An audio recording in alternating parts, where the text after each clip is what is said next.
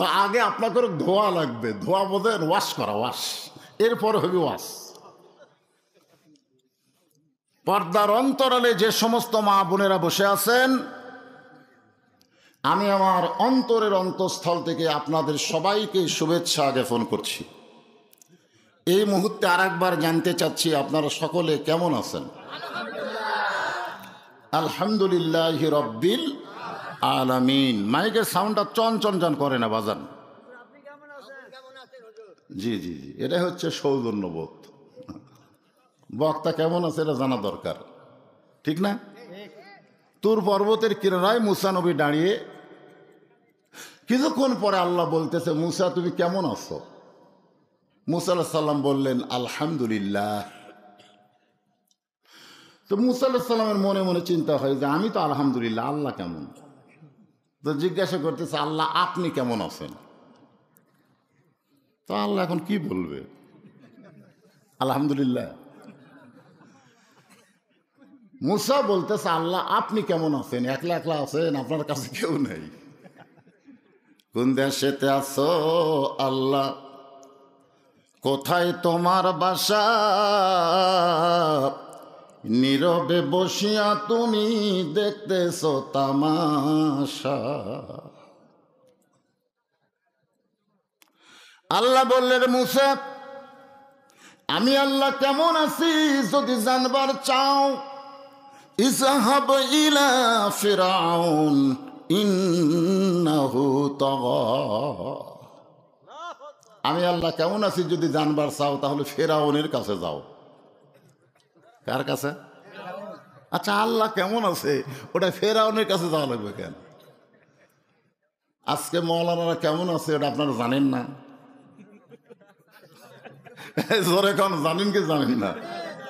তারপরে জিজ্ঞাসা করতেছেন, হুজুর কেমন আছেন? আলহামদুলিল্লাহ। তো আল্লাহ কেমন আছে জানার জন্য মুসা নবী ফেরাউনের দরবারে গেছে, আল্লাহ কেমন আছে। তো যায় দেখে ফেরাউন সিয়ারত বসে জিকির করতেছে, আনা রব্বুকুমুল আলা, আমি হলাম সবচাইতে বড় আল্লাহ। মুসা আলাইহিস সালাম চিন্তা করে, এখনই তুর পর্বতে যার সাথে কথা বললাম সেটা কে আর এটা কে? এখনই তুর পর্বতে কার সঙ্গে কথা হচ্ছে? আর যাই দেখতেছি সিয়ারত বসে একজন আল্লাহর দাবি করতেছে। কিছুক্ষণ আগেই কিন্তু আমি কোরআন শরীফ দেখে আপনাদের এখানে আইছি। এই কোরআন কার? তাহলে আল্লাহর মাহফিলে আল্লাহর কোরআনের কথা হবে, জোরে কোন ঠিক কি না? কিন্তু আইসা যদি দেখি না হুজুর এটা চলবি না, এটা চলবি না। ডাক্তার হয়ে রুগীকে বলতেছে এই ওষুধ লাগবে, রুগী বলে লাগবে না, খালি প্যারাসিটামল দাও, মাথার বিষ। তো আজকে আমাদের অবস্থা হয়েছে তাই, এক ওষুধ দিয়ে সব রোগ সারাবার চাই। অথচ আল্লাহ কোরআনে বলেন, অনুনাজ্জিলু মিনাল কুরআনি মা হুয়া শিফাউ ওয়া রাহমাতুল লিল মুমিনিন। এই কোরআন আজকে যুবকেরা জানলা দরজা বন্ধ করে মোবাইলের অশ্লীল ভিডিও দেখে, মনে করে বাপ মা ঘুমাইছে রে, কেউ চেতন নাই, দরজা জানলাও বন্ধ, ইচ্ছা মতো দেখি। আপনি বলেন তো সবাই ঘুমাইলে একজন ঘুমায় না, তিনি কে? সাত দরজা জানলা সব যদি থাকে তারপরও যিনি দেখে তিনি কে? শুধু এই বিশ্বাসটা যদি যুবকদের থাকতো, কেউ না দেখলেও আল্লাহ দেখতেছে আর ফেরেশতারা লিখতেছে, তাহলে বাংলাদেশের কোনো যুবক অন্যায় অশ্লীলতা করতে পারতো না। জোরে কোন ঠিক কিনা? আমি যুবকদের টার্গেট করলাম এই কারণে, কারণ যখন চামড়া ঢিল হয় তখন মানুষ আল্লাহর সাথে মিল দিতে বাধ্য হয়ে যায়। জোরে কোন ঠিক কিনা? বুড়া আছে, একটা সুন্দরী মেয়ে গেলেও কয় চোখের পাওয়ার নাই ভাই রে, কি দেখবো। আয়নার সামনে যখনই চেহারা দেখে, চুল দাড়ি পাকা দিয়ে কয় আমার সময় শেষ। তখন আব্দুল আলিমের গানটা খুব মনে হয়, মিশে মায়াই বন্দি থাইকা করলাম কত খেলা, পশ্চিমে তাকিয়া দেখো তোমার জীবনের ডুইবা গেছে বেলা, এক পলকের নাই ভরসা, এক পলকের নাই ভরসা, মিশে সকল আশা, কখন বুঝি দারুণ ঝড়ে ভাঙবে তোমার বাসা। কি মনে করতেছেন? হ্যাঁ, তো এখন যে আলোচনাটা আপনাদের সামনে উপস্থাপন করা হবে, এখানে বিষয় থাকবে মাত্র 4টে। জোরে কোন কয়টা?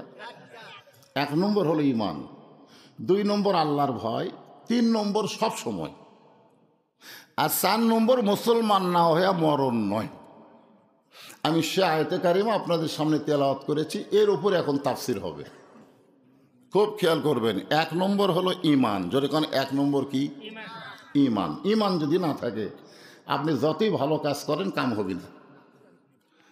3টা মানুষের নাম আমি আপনাদের বলবো। একটা হলো নবীর চাচা আবু তালেব। আপনারা বলেন তো, আবু তালেবের মতন ভালো মানুষ কেউ ছিল? আল্লাহ রাসূল কি বলেছেন? রাসূল বলেছেন, মায়ের পেটে আমি এতিম হয়েছি, কিন্তু দুনিয়াতে আসার পর আমি এতিম ছিলাম না। সাহাবারা জিজ্ঞেস করলেন, রাসূলুল্লাহ, মায়ের পেটে আপনি এতিম হলেন, কিন্তু দুনিয়াতে আসার পরে আপনি এতিম হলেন না, কারণ কি? আল্লাহ নবী বলেন, আমার চাচা আবু তালেব আমাকে এমনভাবে লালন পালন করেছে, আমার বাবা নাই এটা কোনোদিন আমি বুঝতে পারিনি। অথচ এই মানুষটাও জাহান্নামে যাবে। কারণ কি? এই যে উত্তর দেয় না। কারণ কি? ঈমান নাই। সবচাইতে বড় দানবীর হলো দাতা হাতেম তাই, কিন্তু বেঈমান হওয়ার কারণে এত বড় দানবীর হয়েও জাহান্নামে যাবে। মহিলাদের জায়গা হচ্ছে না? আচ্ছা আচ্ছা আচ্ছা, চাপায় বসেন মা, আপনাকে ওয়াজ হবি তো। তো মহিলাকে ওয়াজ করেনি, কিন্তু আমি বুড়া মানুষ, করাই লাগবে। আমার মায়েরা চাপা চাপা বসেন, আপনাদের জায়গা হচ্ছে না, একটু জমে জমে বসেন। মানে আসলে মহিলারা ওয়াজ শোনে, বুঝলেন, কিন্তু ধরে না। এই সমস্যা হলো এই জায়গা। ওয়াজটা তো ধরা লাগবে, কিন্তু ধরে না। আপনাদের খবর কি? আল্লাহ বলেছেন, সামিনা কথা আয় না, শুনতে হবে ধরার নিয়তে। কেউ যদি সারা জীবন খালি পড়ে সোর সোর সোর সোর সোর সোর, কিন্তু ধরে না, ওই গ্রামে কি চুরি কমবি? চোর ধরা লাগবে। আজকে আসুন আলোচনাটা শোনেন। ঈমান। সাহাবীরা জিজ্ঞাসা করলেন, মা হুয়াল ঈমান ইয়া রাসূলুল্লাহ, হুজুর ঈমান সম্পর্কে একটু আমাদেরকে বলেন। আল্লাহর নবী বললেন, ইকরার বিল লিসান, জবানে বলতে হবে লা ইলাহা ইল্লাল্লাহ। তাসদিক বিল জানান, শুধু জবানে বললে হবে না, কলিজার মধ্যে জায়গা দেওয়া লাগবে। কলিজার মধ্যে ঈমানের জায়গা যারা দিবে, তাদের কাছে জীবনের চাইতে ঈমানের মূল্য অনেক বেশি হবে। আপনাদের কাছে কিসের দাম বেশি, জীবনের না ঈমানের?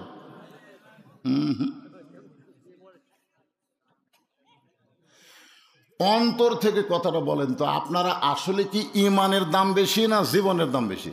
ইকা আল্লাহ তাখাফু ওয়ালা তাহজানু ওয়া আবশিরু বিল জান্নাতিল্লাতি কুনতুম তুআদুন।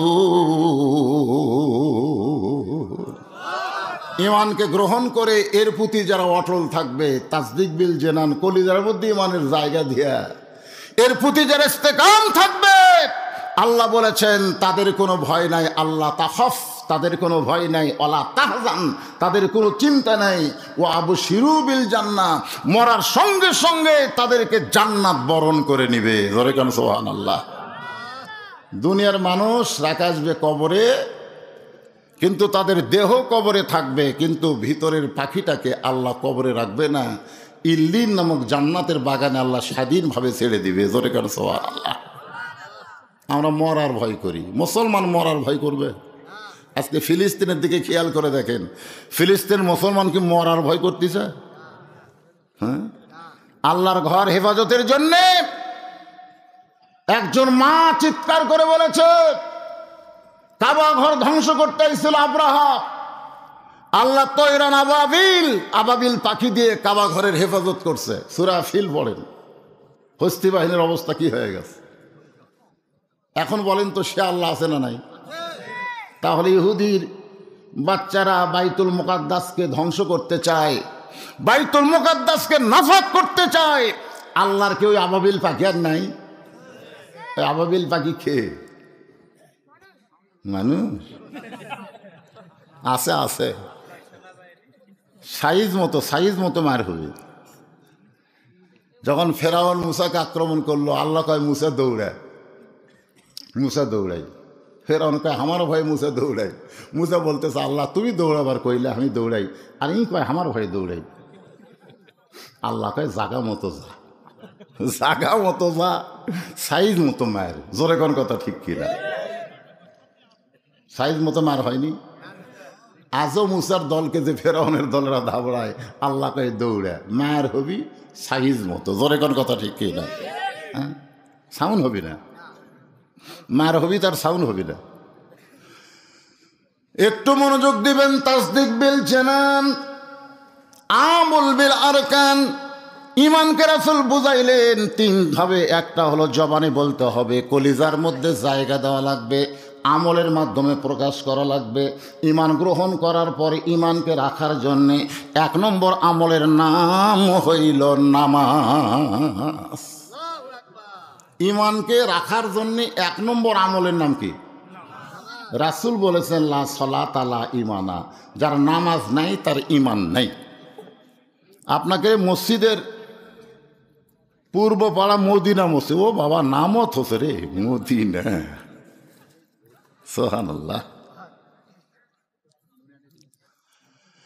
মনে বড় আশা ছিল যাব মদিনায়, সালাম আমি করব গিয়া নবীজি রওজায়। এই দুটা নিয়ে একই পোশাক রে। একবার এই দুইটা উঠলো, খোঁজ না দেখেন এরা সিজার করা, খোঁজ না দেখেন। কারণ সিজার করা বাচ্চারা অস্থির হয়। বাংলাদেশে শোনেন, বাংলাদেশের কোনো ডাক্তার, বড় বড় ডাক্তার, তাদের বইয়েও কে কোনোদিন সিজার করায় না। কারণ জানে সিজার করলে বাচ্চারও ক্ষতি, মায়েরও ক্ষতি। 1 নম্বর হলো ডাক্তারের বইয়ের সিজার লাগে না। জোরে কান কি লাগে না? 2 নম্বর হলো মৌলানার বাড়িতে কোনোদিন মিলাদ হয় না। মৌলবীরা পরের বাড়িতে মিলাদ পড়ায়, কিন্তু নিজের বাড়িতে হয় না। আর 3 নম্বর কথা হলো পীরের বউ কোনোদিন মুরিদ হয় না। কারণ পীরের বউ জানে আমার স্বামী 1 নম্বর লুচ্চা, মাঝে মধ্যে মুরিদের বইয়ের দিকে তাকায়, এর হাতে মুরিদ হয়ে লাভ নাই। আমি কয়টা কথা বললাম? 3টা। খুব খেয়াল করবেন, ঘাটে ঘাটে মিল। কারণ ডাক্তাররা এখন কষাই হয়ে গেছে। নর্মালে 2 দিন পরেই বাচ্চা হবে, কিন্তু আলট্রাসাউন্ড করে বলতেছে কাত হয়ে আছে, বেঁকা হয়ে আছে, পানি শুকে গেছে। মেয়ে মানুষ তো অধৈর্য। এখনকার মেয়েরা কে ধৈর্যই নাই। কি বলবো প্রসবের কথা, মা বিনে সেই ব্যথা কেউ তো বুঝিবে না। মাজন ঠেকিয়া সন্তানের দায়, অকালে মা মারা যায়, কেন সে মায়ের ভক্তি করো না। এমন দরদি ভাবে কেউ হবে না আমার মা গো। আমার দাদি বড় হলে আমার সাথে গল্প করছে, তোক বার করতে ভাই, তোর মাথা লম্বা হয়ে গেছিল, পরে থেবা তোর মাথা আমরা গোল করছি রে। আর এখন পেট কাটা দেখে বাচ্চার ঘুমই ভাঙেনি। ডাক্তাররা কয় ঘুম যে ভাঙলো না, বড় ডাক্তার কয় 2 দিন পরে ওই এমনি হবি। 2 দিন আগে যে কাটছিস আমি কি করবি, ঘুমের মধ্যে আছে।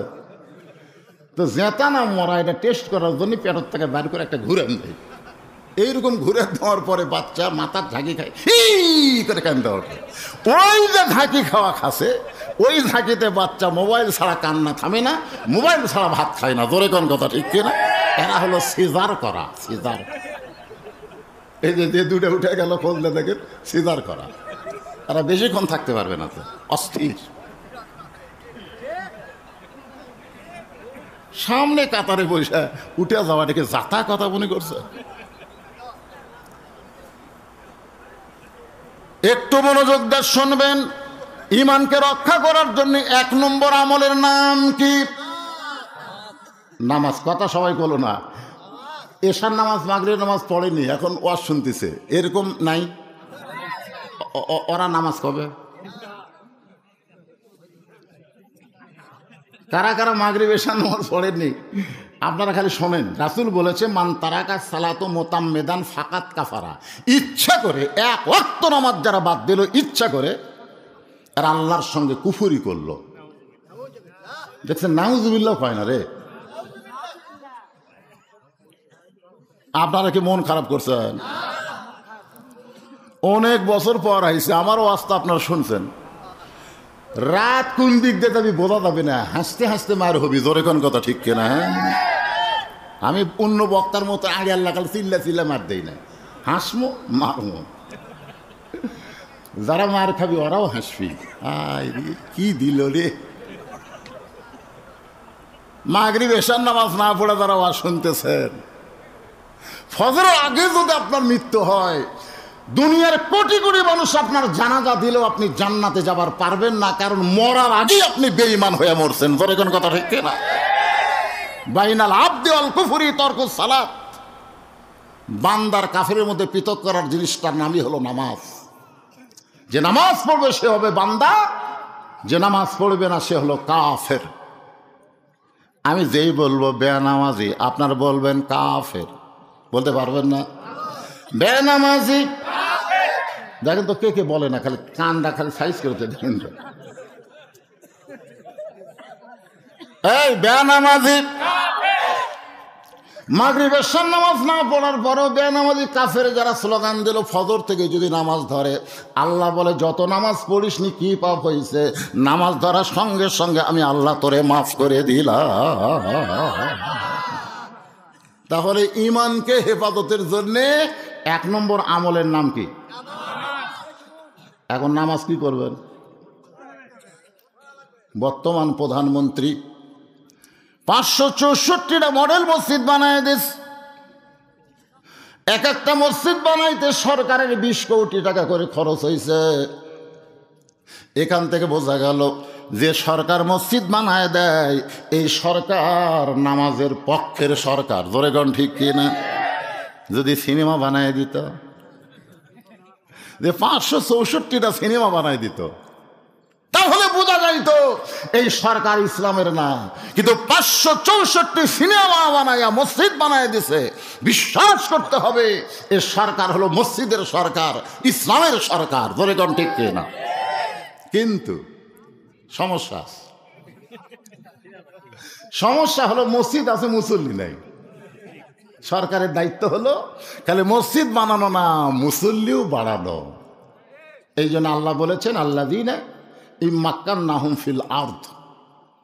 মুসলমানের মধ্যে কেউ যদি প্রধানমন্ত্রী হয়, সে যদি মুসলমান হয়, মুসলমানের মধ্যে কেউ যদি প্রেসিডেন্ট হয়, সে যদি মুসলমান হয়, তার 1 নম্বর দায়িত্ব হলো পদ্মা সেতু নির্মাণ করা। 1 নম্বর দায়িত্ব হলো বাল্য বিয়া বন্ধ করা। 1 নম্বর দায়িত্ব হলো রাস্তার উপর ওভারব্রিজ তৈরি করা, মেট্রো রেল ছেড়ে দেওয়া। এগুলো সবই দায়িত্ব, তবে 1 নম্বর না। 1 নম্বর দায়িত্ব হলো আকামুস সালাত, নামাজ কায়েম করা। জোরে কোন ঠিক কিনা? মসজিদ বানানোর সঙ্গে সঙ্গে সরকারের দরকার হলো আজান দেওয়ার পরে যেই সমস্ত যুবকেরা মসজিদের আশেপাশে ঘুরবে, ওদেরকে একটা ঘরে রিমান্ডে 5টার কাপড় খুলে সর পাটার উপর 10টা করে বাড়ি মারা লাগবে। জোরে কর কথা ঠিক করে। কয়টা বাড়ি? কাপড়ের উপর না, কাপড় খুলে। এই আইন যদি সরকার করত, আমার মতন মাওলানার নামাজের কোনো ওয়াজ করা লাগতো না। জোরে কোন কথা ঠিক না? 13 বছর মক্কাত নবী ওয়াজ করছে, 13 বছর। ওয়াজের রেজাল্ট হলো মাত্র 320 জন। 13 বছরে কয়জন? 320 জন। হিজরত করে মদিনার যায়া শুধু ওয়াজ করে নাই, ওয়াজের সাথে সাথে আমলের আইন চালু করলো। 8 বছর পরে 10,000 সাহাবী নিয়ে মক্কা বিজয় করলো। 8 বছরে 10,000 নিয়ে মক্কা তাইছে, আরো তো মদিনাত আছেই। তাহলে 13 বছরে 320 জন, আর 8 বছরে 10,000। বোঝা লাগবে। বক্তার ওয়াজ দেয়া কাম হবে না, সরকারের আইন দেয়া কাজ হবে। ধরে কন যদি আল্লাহর আইন হয়। কার আইন? আরো জোরে বলেন কার আইন? আকিমুস সালাত, নামাজ কায়েম করবার গেলে আকিমুদ্দিন, দিন কায়েম করা লাগবে। দিন যদি কায়েম না হয় আপনি কবরে 2 নম্বর যা আটকে যাবেন। কবরে 3টা প্রশ্ন হবে না? 1 নম্বর প্রশ্ন কি? মান রব্বুকা। মান রব্বুকা প্রশ্ন যখন ফেরেশতারা করবে, বুঝলেন, তখন আপনার নামাজ খাড়া হবে, আপনাকে চেতন করবি না। আপনি যে সারা জীবন নামাজ পড়ছেন, এ নামাজ খাড়া হয়ে বলবে, এই বোনকে না কেরাই কাকে রব সম্পর্কে প্রশ্ন করিস? কে বলে সে একটু ঘুম দিছে, আরে এখন এসে কিছু প্রশ্ন করে। এই বল তো সারা জীবন কয় ওয়াক্ত নামাজ পড়ছে বল? মন কেন কে আমরা জানি তো প্রশ্ন করিস। শুনিনি, মসজিদে ঢোকার সাথে সাথে নামাজের নিয়ত করাই আলহামদুলিল্লাহি রব্বিল আলামিন, রুকু যায় সোহান রব্বিয়াল আজিম, সেজদার যায় সোহান রব্বিয়াল আলা। এতবার রব রব করে দুনিয়া থেকে কবরত কে বলাচ্ছে, ঘুম পাড়তিছে, আবার রব। মুনকির নাকির কয় আল্লাহ তোমার বান্দাকে মান রব্বুকে প্রশ্ন করার পরে নামাজ যে খাবার খেয়েছে, আল্লাহ বলে যে নামাজ নিয়ে কবর আইছে, ওরা 1 নম্বর প্রশ্নের উত্তর হয়ে গেছে। ধরে কর সুবহানাল্লাহ। কিন্তু 2 নম্বরে যাই তো বিপদ বাড়ে। ওমা দিনুকে, ওরে বাবা রে, দিন কায়েমের আন্দোলনের যদি আপনি কর্মী না হন, আপনি যা পিটন খাবেন ভাই। এই জন্য একটা গান আছে, রংবাস, রংবাস সিনেমা। কে ছেলেরা, তোমরা রংবাসের নাম শুনছে? যদি ফুলগুলো হয় অভিমানে ঝরে যায়, আমি মালা গেথে বলো কারে পরাবো, সে যে কেন এলো না, কিছু ভালো লাগে না, কবরে আসুক। মজা আছে, মজা মজা। একটু মনোযোগ দিয়ে শুনবেন। দিন কায়েমের আন্দোলন করতে গেলে 1 নম্বর পয়েন্টটা হলো আত্তাকুল্লাহ, ভয় করতে হবে কার? আর আল্লাহর ভয় করতে গেলে বর্তমান আইন দিয়া সম্ভব। দেখছেন 2 জুতা চোর কালাই কেন্দ্রীয় মসজিদের সামনে দিয়ে ঘুরতেছে, আর বুকো থাবা দিয়ে বলতেছে আমাকে ভয়ে সব ভালো জুতা মসজিদের মধ্যে ঢুকছে, আমাকে 500 জন মুসল্লি জুতেলিয়া মসজিদে ঢুকছে 2 চোরের ভয়ে। চোর কয়টা? ওরকে শিরা থাবান দেখছে, আমাকে ভয়ে। আয় হায়, মানুষের তৈরি আইন দিয়ে যখন রাষ্ট্র চলবে, তখন চোর ডাকাতের মশান বাড়বে আর ভালো মানুষের মশান কমে যাবে। জোরে কোন কথা ঠিক না? আর আল্লাহর আইন চুরি করলে চোরের হাত কেটে দে, ওই ভালো জুজার দিকে হাত এরকম খবর নিয়ে যাচ্ছে, তখন জুতে সোনার টোপলাও যদি মসজিদ দরজায় রাখেন, কোন চোর বাংলাদেশে খুঁজে পাওয়া যাবে না। জোরে কোন কথা ঠিক কিনা? এটা কার আইন? আরো জোরে বলেন। এই কোরআন শুধু ফজিলতের জন্য, তেলাওয়াতের জন্য, কোরআন পড়ে সুবা খাওয়ার জন্য, কোরআন খতম দেওয়ার জন্য আল্লাহ আমাদেরকে দেয় নাই। এই কোরআনকে বাস্তব জীবনে আমাদের গ্রহণ করা লাগবে, ঠিক কিনা ভাই? আমার মা বোনেরা যারা পর্দার অন্তরালে যারা বসে আছেন, একটু মনোযোগ দিয়ে শুনবেন। আমি নামাজের ওয়াজ করতেছি, যেই নামাজ সম্পর্কে একটা গান গাইছে বেগম মমতাজ। গানটা খুবই ভালো। আসলে মমতাজের সব গান খারাপ না, বলবো। হাদিস আছে বিস্তারিত, হুজুরি কলব ব্যতীত করছেন কালেও নামাজ তোর হবে না।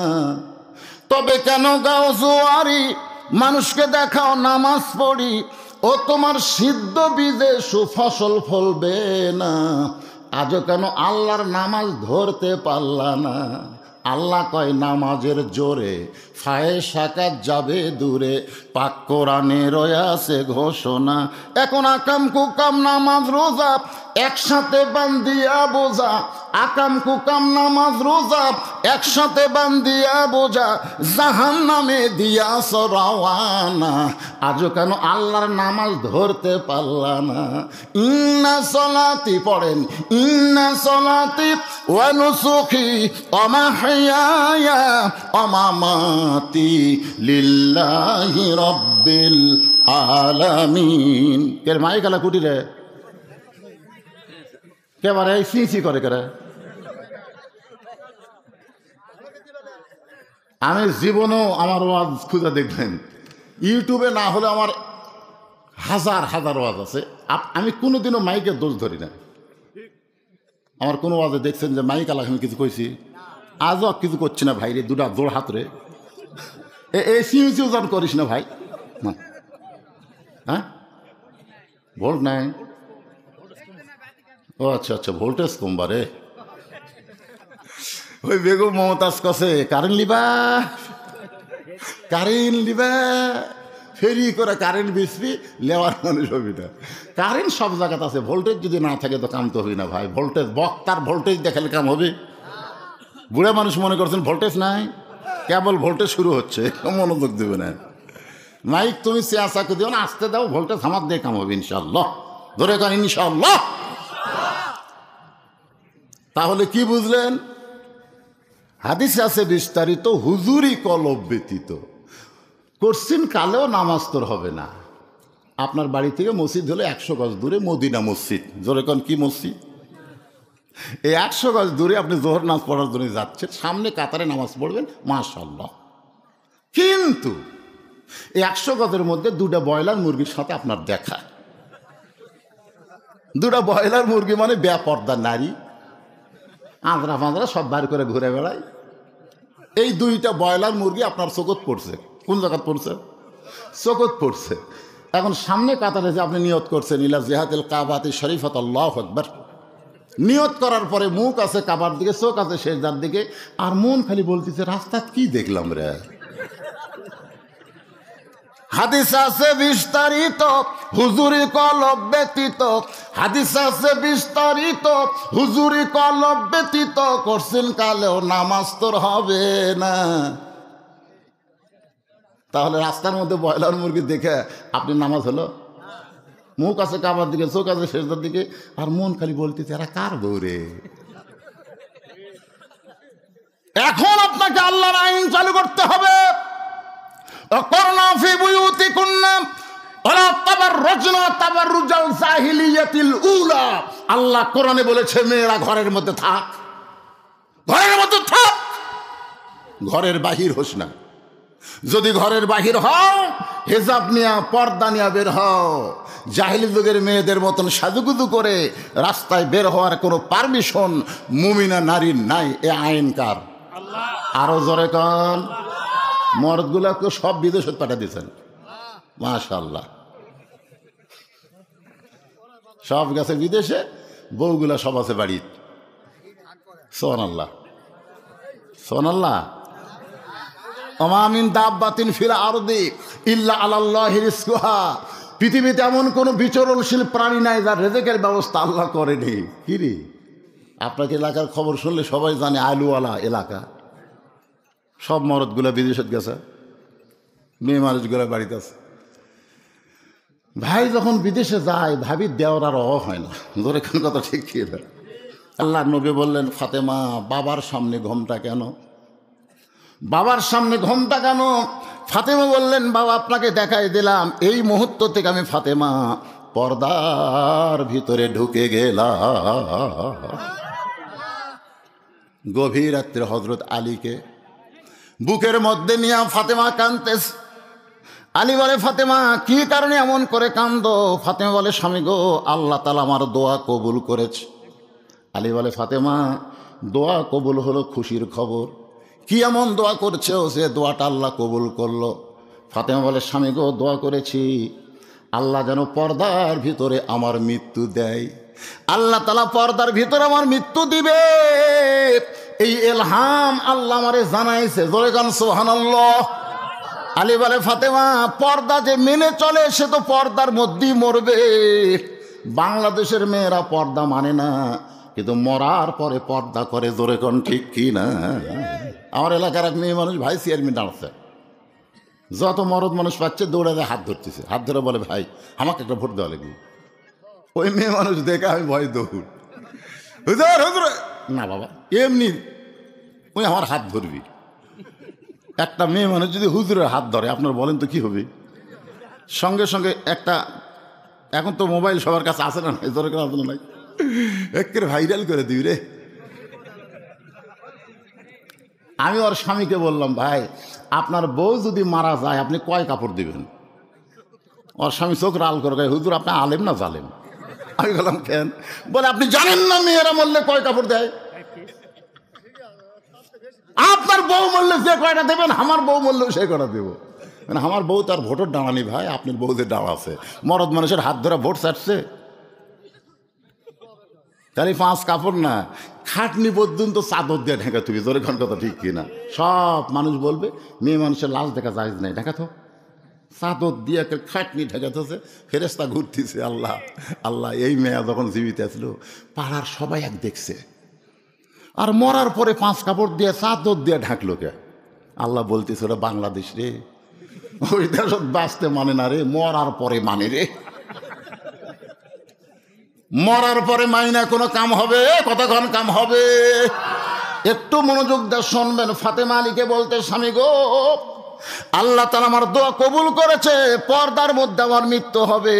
আলী বলে ফাতেমা আনন্দ করো, কারণ সারা জীবন তুমি পর্দার মধ্যে ছিলে, মরার সময় পর্দার মধ্যে মরবা, কান্দো কেন?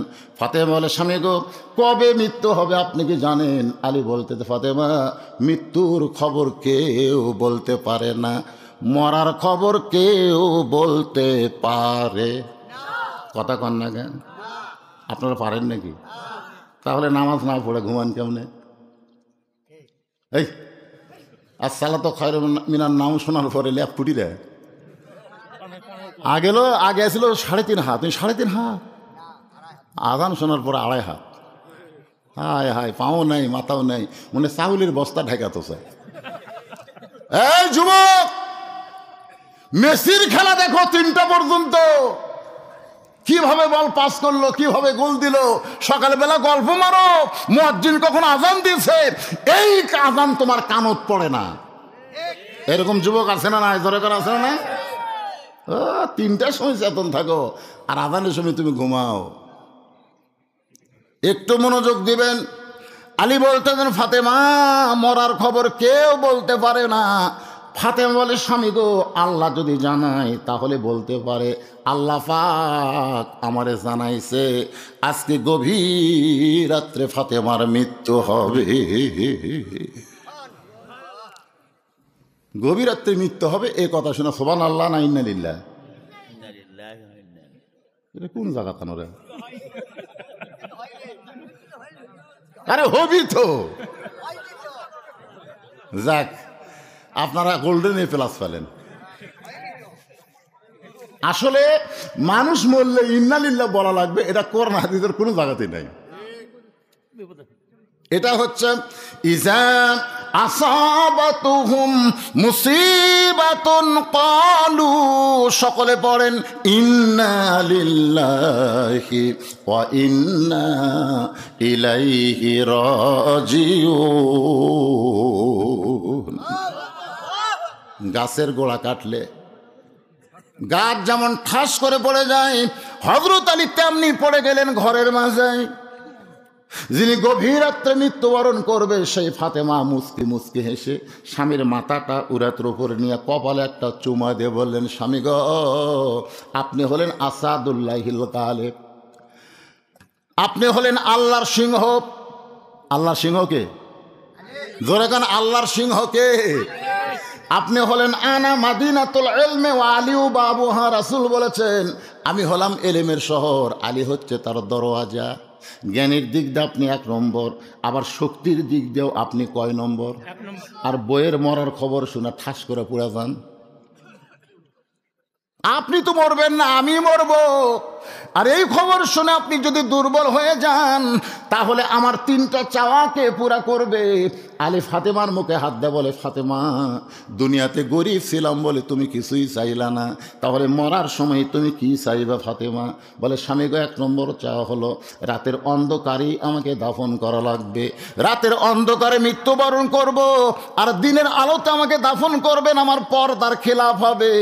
এই জন্য আমার 1 নম্বর চাওয়া হলো রাতের অন্ধকারেই আমাকে দাফন করা লাগবে। আমার 2 নম্বর চাওয়া হলো আমার জানাজার কোনো ব্যবস্থা করবেন না, আমি ফাতেমার কোনো জানাজা লাগবে না। আলী বলে ফাতেমা, লক্ষ লক্ষ মানুষ তোমাকে দোয়া করবে, আর তুমি কেন জানাজা চাইয়ে না? ফাতেমা বলে স্বামী গো, দুনিয়ার সমস্ত মানুষ যদি বলে ফাতেমা ভালো, আর আপনি যদি বলেন আমার বউ ভালো না, ওই লক্ষ মানুষের দোয়া দিয়ে ফাতেমার 1 তিল পরিমাণ লাভ হবে না। আর দুনিয়ার সব মানুষ যদি বলে ফাতেমা খারাপ, আর আপনি যদি বলেন ফাতেমা ভালো, এক স্বামীর সার্টিফিকেটে ফাতেমার 8টা জান্নাতের দরজা আল্লাহ খুলে দিল। এখন বলেন বউ ভালো হওয়া লাগবে কার কাছে? স্বামীর কাছে না দেওরার কাছে? আমাকে মাঝে মধ্যে আমারটা কয়, কাল তুমি আমাকে দেওয়া পারো না, তুমি গোটা পাড়া খুঁজে দেখো আমার বিরুদ্ধে কেউ নেই। আমি কই কে রে, তুই তোমার ডিউটি করিস নাকি রে? হ্যাঁ, বউ ভালো হওয়া লাগবে স্বামীর কাছে, দোকান কার কাছে? আল্লাহ উল্টা খালি তুমি, খালি তুমি আমাকে দেখা পারো না। বিদেশে যা টাকা পাঠায়, আর টাকা দিয়ে সব কিছু নিজের নামে করে, বাড়িতে আসার পরে বলে তুমি যদি বিদেশ যাও তাহলে থাকবো, আর বিদেশে না গেলে আমাকে তালাক দাও। ইয়ার কি মারতিছে? শোনেন, বিদেশ থেকে যে অ্যাকাউন্টে টাকা পাঠাবেন, খবরদার বইয়ের অ্যাকাউন্টে টাকা পাঠাবেন না। বউ মরে গেলে বউ পাওয়া যাবে, বউ ছাড়া দিলে বইয়ের অভাব নাই। মরদ মানুষ বইয়ের কিসের অভাব রে? ওর অ্যাকাউন্টে টাকা পাঠাবেন কেন?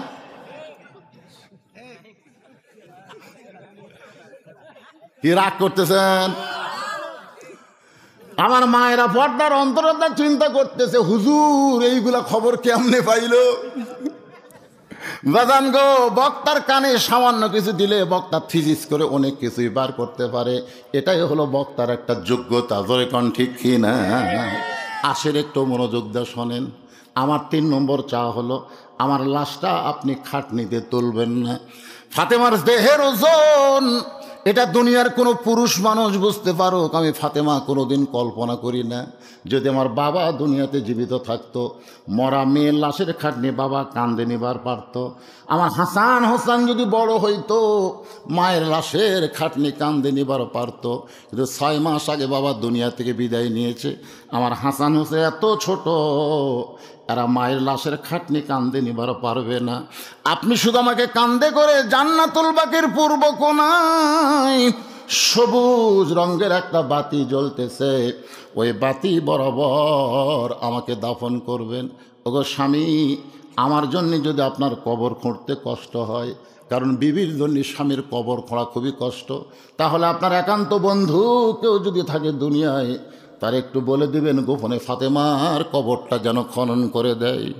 গভীর রাত্রে হযরত আলী আবু যর গিফারের জানলায় ফোপায়া ফোপায় কাঁদতেছে, মনে হয় বিষাক্ত সাপ ফেনা তুলেছে। আবু যর গিফারি দরজা খুলে জানলার কাছে, আলী রে, দুনিয়াতে কত যুদ্ধ করলাম তোমার সঙ্গে, কোনো যুদ্ধে তোমাকে পরাজিত আমি হতে দেখি নাই। আজকে তোমার জীবনে এমন কি যুদ্ধ শুরু হলো, যেই যুদ্ধে পরাজিত সৈনিকের মতন আমার জানলার কাছে কাঁদতেছ? আলী বলতেছে, আবু যর, একজন পর্দা নিশি গভীর রাত্রে দুনিয়া থেকে বিদায় নেবে। আবু যর, এ রাতের অন্ধকারই তাকে দাফন করা লাগবে। যা যা একটা কবর কর। আবু যর গিফার বলে, আলী রে, সেই পর্দা নিশি কে গো? তার নাম কি তোমার জানা নাই?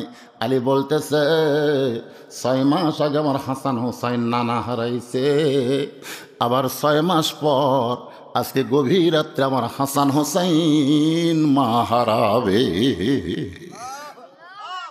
আবু যর গিফারে বলতে, যেটা হতে দেওয়া যায় না, কারণ তোমার 2টা সন্তানের চোখের পানি কোনো সময় শুকায় না।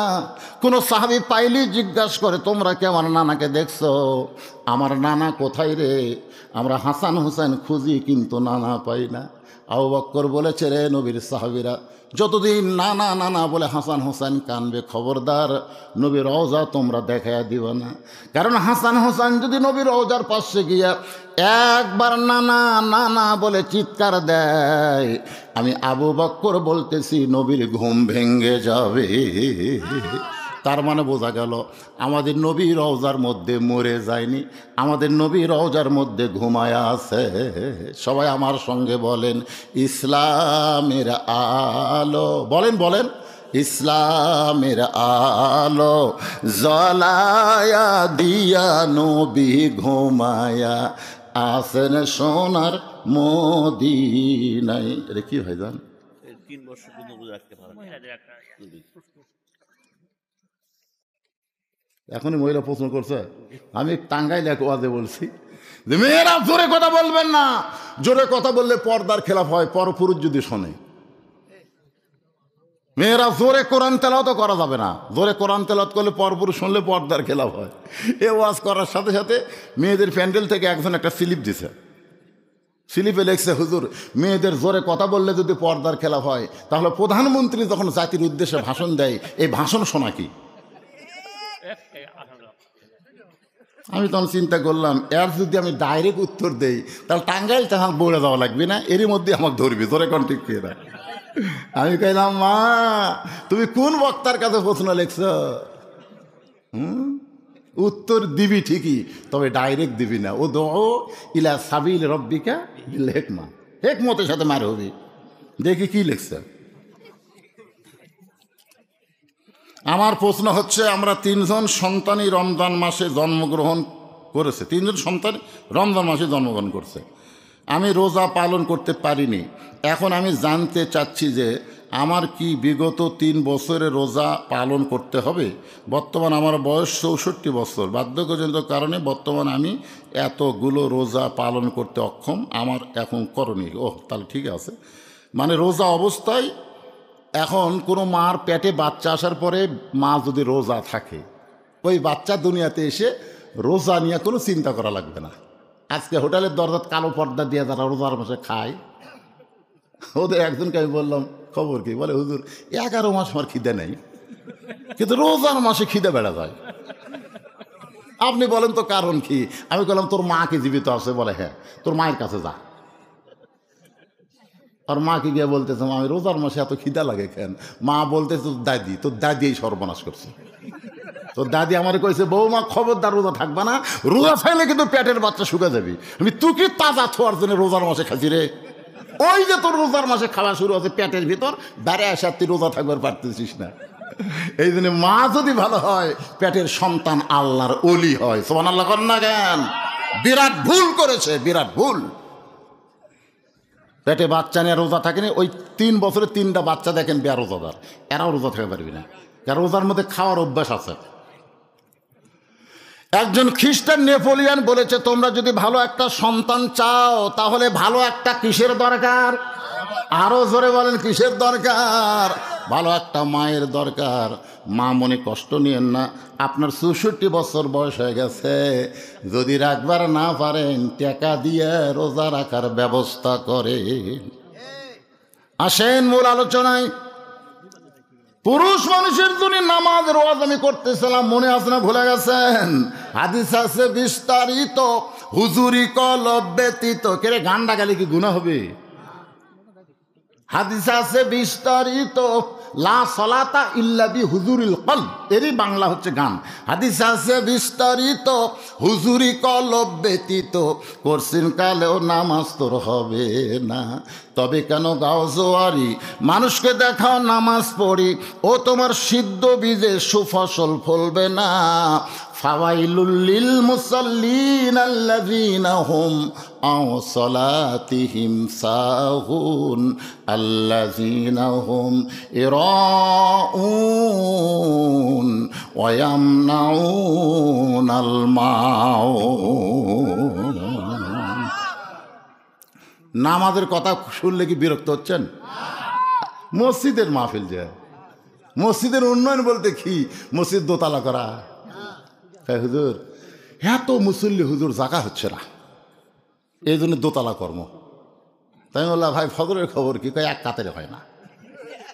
জোহরের খবর কি? আলু বাগু আলু বানতিছে, আলু বান্ধিচ্ছে। আসরের খবর কি? কয় মোলাম গাড়ি বাজারত গেছে। মাগরিবের খবর কি? কয় কোনো মতে। আসরের এশার খবর কি? কয় ফজরও দেয়, এশাও দেয়। মসজিদের মধ্যে কয় কাতার? কয় 9 কাতার। তো 9 কাতারে এক কাতারে হয় না, তাহলে দোতলা কেন? আমি বলার আগেই পেছন তাই বলে দিয়েছে, ওই যে জুমার দিন সবার শেষে আসে আগে যায়, ওই শালাকের জন্য দোতলা করা লাগতেছে। হ্যাঁ, সবার শেষে এসে আগে যায়। এরাই হলো ফাওয়াইলুল মুসাল্লিন, এরা হলো মুসল্লিন, ঠাট্টাকারী। আল্লাহর সঙ্গে তারা ঠাট্টা করে। রে যুবকেরা, কারণ নামাজ সম্পর্কে রাসূলের হাদিস হলো 7 বছর থেকে নামাজের তালিম দেওয়া। কয় বছর? 7 বছর তালিম। বোঝেন? নিয়ত করা লাগবে কিভাবে, হাত কিভাবে তোলা লাগবে, হাত কিভাবে বান্ধা লাগবে, রুকু কিভাবে করতে হবে, সেজদা কিভাবে দেওয়া লাগবে, কিভাবে কাতার সোজা করতে হবে। 7 বছর পর্যন্ত তালিম দেওয়া লাগবে। 7 থেকে 3 বছর 10 বছর এসে তাকে জোর করে নামাজ ধরাতে হবে। যদি নামাজ ধরবার না চায়, তার ঘাড়ত হাত দেওয়া লাগবে। ঘাড়ত হাত দেয়, ঘাড়ত বোঝেন? জোর করে নামাজ পড়ান লাগবে। হুকুম কার? আরো জোরে বলেন, হুকুম কার? আমার আল্লাহর হুকুম। আজকে যদি যুবকেরা নামাজ পড়ে, ওই যুবক দিয়া কোনো অন্যায় অপকর্ম হবে না, যার প্রমাণ হলো আল্লাহর কোরআন। ইন্নাস সালাতা তানহানিল ফাহশাই ওয়াল মুনকার। একমাত্র নামাজই পারে মানুষকে যাবতীয় খারাপি থেকে বাঁচায় দিতে। পুরুষ মানুষের 1 নম্বর হলো নামাজ, আর নারীদের জন্য 1 নম্বর হলো পর্দা। 1 নম্বর কি? 6 মাস আগে নবী দুনিয়া থেকে বিদায় নিয়েছে। কয় মাস? মাত্র 6 মাস আগে নবী দুনিয়া থেকে বিদায় নিয়েছে। হাসান হোসেন খালি নানা নানা করে কান্দে। আবু বকর বলেছে, এই খবরদার, নবী কোন জায়গাতে আছে এইটা জান কইও না। এই দুইটা যতদিন নানা নানা করে কানবি, ততদিন নবীর খবর দেওয়া হবে না। কারণ ওরা তো নবী নবী করে কানতেছে না, ওরা কানতেছে নানা নানা করে। আবু বকর রাদিয়াল্লাহু ঠিক বলে নাই, যদি বলো ওই জায়গা তোর নানা আছে, এরা 2 ভাই বুঝবি না, এমন জোরে ডাক দিবি, নানা রে, নবীর ঘুমটা ভাঙ্গা দেবে। আমাদের নবী কি মরে গেছে? আপনাদের কি মনে হয়? বাংলাদেশে কিছু কিছু কিছু কিছু কিছু কিছু যারা ইসরায়েলের পক্ষে, এদেশে বাংলাদেশে কিছু আলেমও বলতেছে ইসরায়েলের ইমান আছে, এরা মুনাফিক লয়। শালা শয়তান করে জুততে বেড়ি। ওরা বলে নবী মরিয়া গেছে, পচিয়া গেছে। আল্লাহর বান্দার একটু খেয়াল করবেন, আল্লাহ রাস্তায় যারা শহীদ হয় তাদের সম্পর্কে আল্লাহ বলেছেন, ওয়ালা তাকুলু লিমান ইউকতালু ফি সাবিলিল্লাহি আমওয়াতুন বাল আহইয়াউ ওয়ালাকিন লা তাশউরুন। আল্লাহ রাস্তায় যাদেরকে হত্যা করা হয় তাদেরকে তোমরা মৃত্যু বলো না। একথা কার? তাহলে শহীদদের যদি মৃত্যু বলা না যায়, নবীদেরকে মৃত্যু বলা যাবে? এই জোরকার যাবে? একটু খেয়াল করবেন। আবু যার গিফারি বলতে চালি, ভাই আমরা 2 জন দোয়া করি, আল্লাহ ফাতেমার হায়াত বাড়ায় দেখ। আলী বলতেছে, আবু যার অযথা দোয়া করে লাভ নাই, যা যা একটা কবর কর। আবু যার গিফারি কোদাল নিয়ে জান্নাতুল বাকির পূর্ব কোনায় গিয়ে দেখে সবুজ রঙের একটা বাতি জ্বলতেছে, যেই বাতির কোনো তার নাই, বাতির কোনো সুইচ নাই, বিনা তারে বিনা সুইচে আমার আল্লাহ অটোমেটিক জ্বলায়া দিছে। এখান থেকে প্রমাণ হলো, কবরে যদি আমার দরজা জানলা নাও থাকে, তারপরও আলো থাকবে। একজন সুবহানাল্লাহ কথা, আলো থাকবে রে পাগলারা। আমাদের ইমানের নূর আছে না নাই? জোরে কান, ইমানের আলো আছে না নাই?